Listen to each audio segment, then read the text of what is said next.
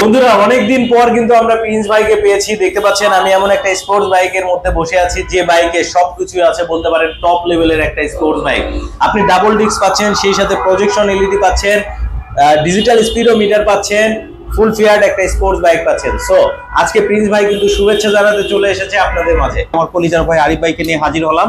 প্রবাসী ভাইদের জন্য বছর শেষে এই বাইকটিতে থাকবে 40,000 টাকা ডিসকাউন্ট, সেই সাথে স্পোর্টস বাইক কিনতে কিন্তু আরিফ ভাই কত লাগে? 5 লাখ, প্রায় 6 লক্ষ থেকে 7 লক্ষ টাকা গুনতে হয়। অর্ধেকের তো কম দামে, মাত্র অফার প্রাইসে 2,30,000 টাকায় বছর শেষে ধামাকা অফারে জলের দামে স্পোর্টস বাইক পাবেন।